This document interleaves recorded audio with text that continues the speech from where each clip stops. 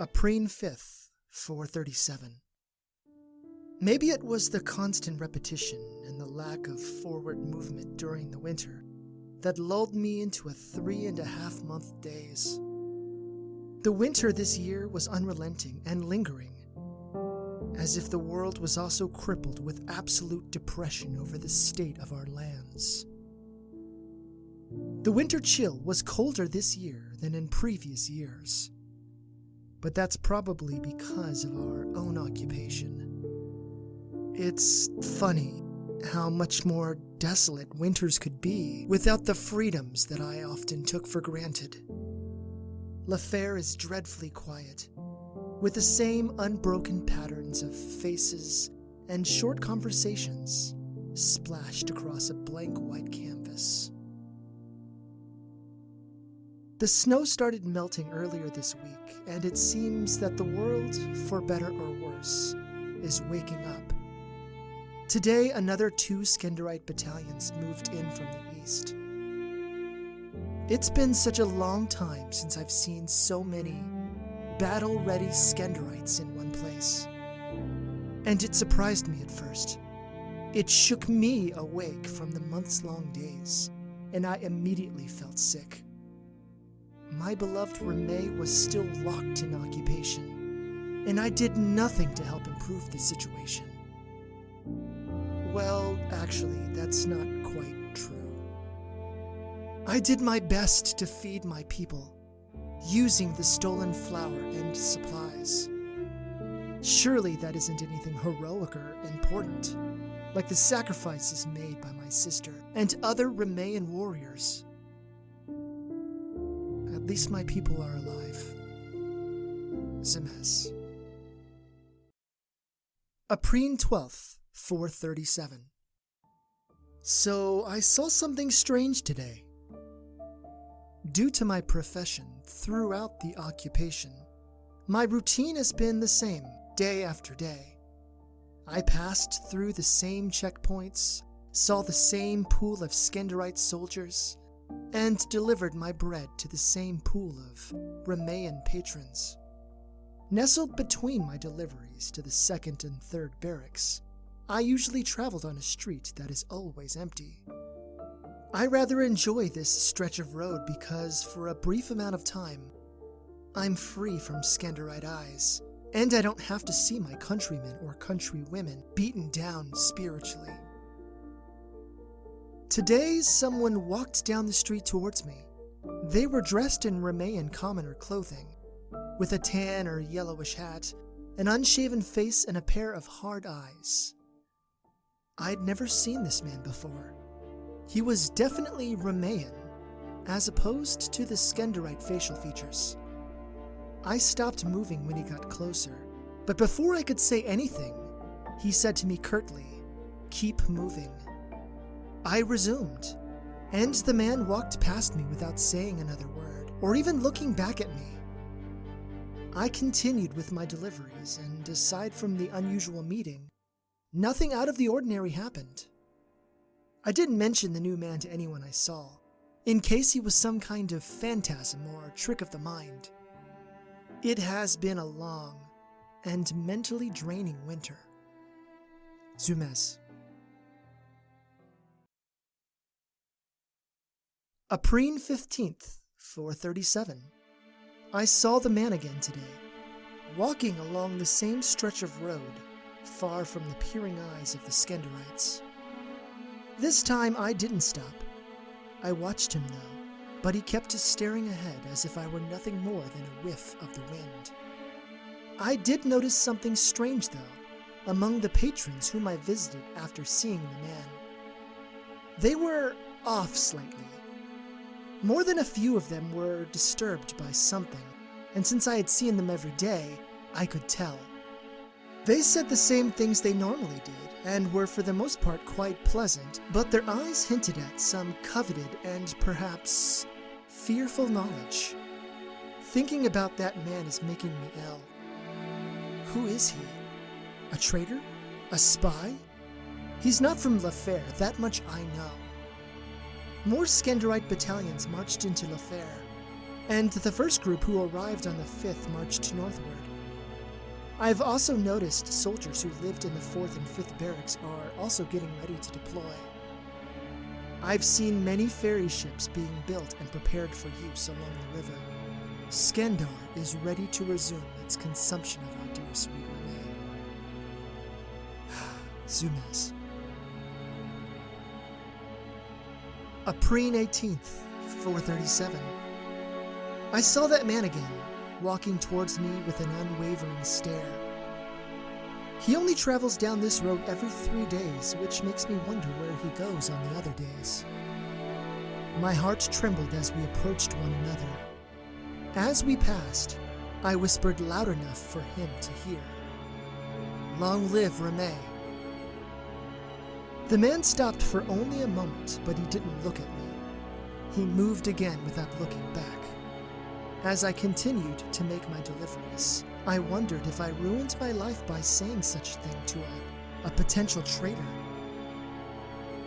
Aside from that man, I saw 2 battalions of Skandarites get on the ferries. But rather than cross the river straight, they sailed south down the river. Perhaps they hoped to outpace the Romanian and Baton armies to make landfall. I've not seen any sign of our military. Not even the occasional scouts meant to remind Skandarite-occupied Kueffuer about its presence. There is an unspoken growing tension among the Romanians I visit with. It bothers me more than a little bit. It bothers me that my fellow Kueffurians have not trusted me with whatever stirs their souls. I could do with a little stirring myself. I hope my family is well. Zumez.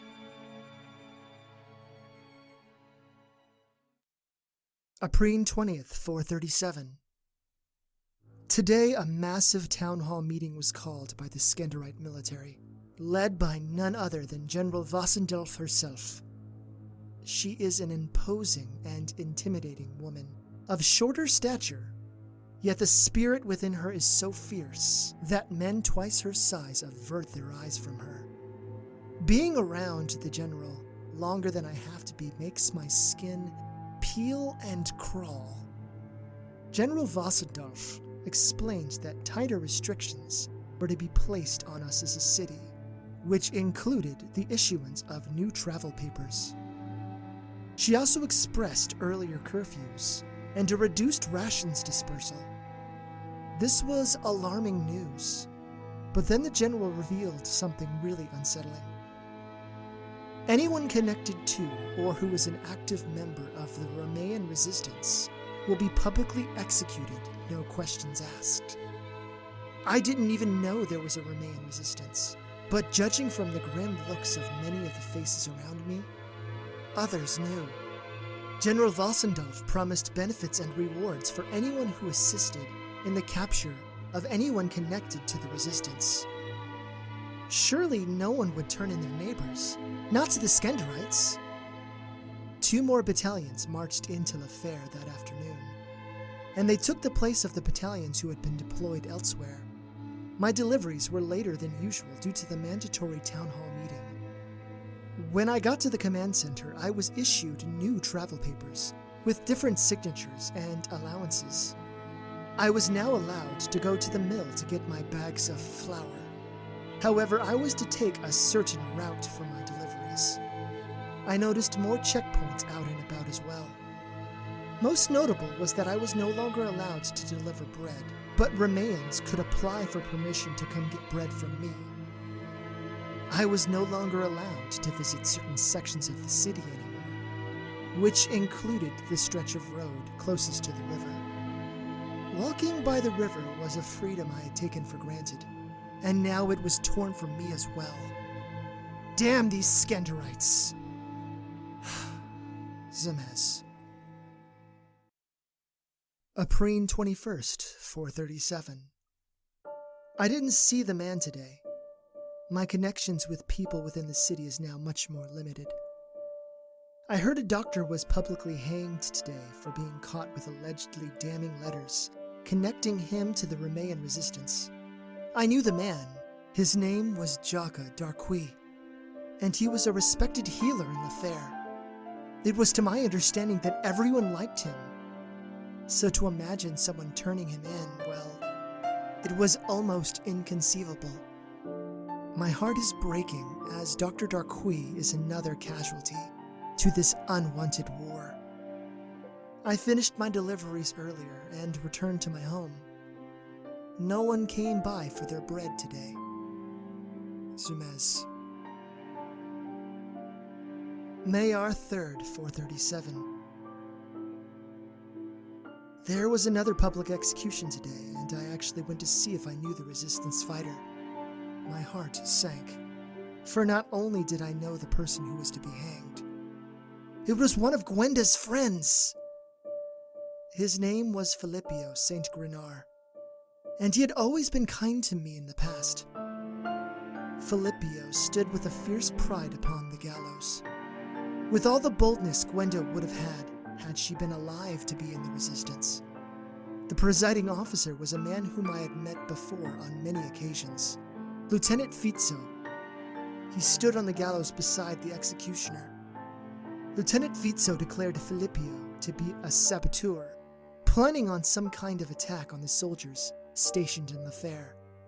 However, when the lieutenant promised leniency if Filippio revealed his allies, Filippio spat in Lieutenant Fizzo's face and yelled, "Long live Ramey!" My blood ran cold. Lieutenant Fizzo wiped the spit and then made a terrible revelation. The Skenderite officer pointed toward a man in the crowd, toward the front. It was Filippio's own uncle, one of my neighbors from down the street. The man was Alessander St. Grenard, and Alessander was the informant who betrayed his nephew to the Skenderites. That information stole the bluster from Filippio's eyes. I saw it. The crowd saw it. His uncle saw it, and Lieutenant Fizzo saw it as well. As the hangman started to wrap the rope around Filippio's throat, he fought them and kept screaming, "Long live Ramey! Long live the resistance!" More than a dozen Rameyans in the crowd rushed to the gallows, perhaps to free their friend. I couldn't help it, and I started to move forward as well. How could I stand by and let a real patriot die? This man was my sister's friend, and he was a hero to the people. However, as I took my second step, a strong grip took hold of me by the forearm. When I looked back, the person who was holding me was none other than the mysterious Remayan I saw every 3 days. His eyes were still as hard as they were when I first met him. "Don't," he said to me, and so I didn't. Skenderite soldiers drew their weapons and slew the protesters where they stood. People screamed, and many ran. I stayed though, and I watched as Filippio St. Grenard was strangled to death. When I looked back, the man was gone, disappeared within the crowd. As I walked home from the execution, I began to feel the tendrils of a residual and vicarious fear, not for me, but for Alessander St. Grenard. He had been pointed out by the Skenderites in front of other hot-blooded Ramayans. Some reward indeed. It would seem the Skenderite rewards are just as fierce and cruel as their injustice. To betray one of his own, not only one of his people, but one of his family. What was Alessander thinking? We are in dark times if Ramayans are turning on other Ramayans. Goddess help us. Zumez. Mayar 4th, 437. I saw it on my morning delivery, and rightly so, I halted my routine. Alessander's body hung naked from a tree, with thousands of cuts in his body. The word traitor was carved into his chest. A large crowd of Ramayans stood in front of the tree, while a woman wept in front of the body. The woman was Therese St. Grenard, Alessander's wife. His sick wife, to be precise. It was no secret that after the Skenderite occupation, getting her medicine had been much harder. In fact, a dark thought came to mind. The doctor who was able to get the St. Renards their medicine was none other than Dr. Darquis. Therese begged for the crowd to help her cut her husband down, as she was too frail to do so. She pleaded with them and told the crowd that Alessander regretted telling the Skenderites about Filippio, but he only did it to get medicine from them. No matter how much she asked, no one would help her. I did, though. I pushed through the crowd and made my way towards her. As I did, the people around me got very quiet. It was silent when I climbed the tree. When I cut the rope sending Alessander's body to the ground, one of the other Remains yelled out, "Traitor! Traitor!" I got back down to the ground and pushed all of my fears away. And then I said what I said. Now, I don't remember exactly what I said because I felt so many conflicting emotions at the same time. I had the rage toward the Skenderites prickling in me, wrestling around with the sadness for Filippio, the pity for Alessander and Therese, and the woe-drenched love for my country. Here's a gist of what I said, though, as far as I can remember. I said I was a proud son of Remay, and a man who loved my land and my people. While I didn't condone Alessander's betrayal, I acknowledged he was still a Remayan put into a bad situation by the Skenderites. It was their presence that forced this regrettable betrayal to happen in the first place. I also expressed that I was not a member of the resistance, but only a humble baker who wanted things to go back to simpler times. Times when we were free. I urged my people not to lose sight of who we are, which is and hopefully will always be proud Remains. I carried Alessander's body back to Therese's home, and she thanked me immensely for my courage and my understanding. She told me over tea and dinner she had prepared as a thank you that Alessander was a good man. Alessander loved his country, his people, and his family, but he was desperate to take care of her. As I left, she gave me a final hug and a kiss on the cheek. When I got home, I was horrified to find a squad of Skenderites ransacking my home and bakery. Lieutenant Fizzo was there, and he questioned me fiercely about what I had said, and whether or not I was a member of the Remayan resistance. I answered honestly, and they couldn't find any evidence that I had any connections to the resistance. They also didn't find the secret room. Early into the Skenderite occupation, I had gotten into the habit of hiding this journal in that room, along with the pilfered flower. I was cleared of suspicion, for now, and I was given a strong warning not to voice such declarations against the Skenderites again. Otherwise, I would be treated as someone with connections. As soon as they left me, and while I was cleaning up my bakery and my home, I realized how close I was to being executed.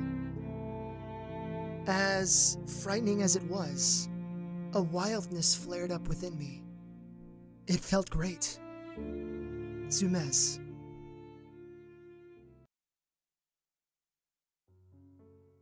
May 5th, 4:37. Damn this time we live in.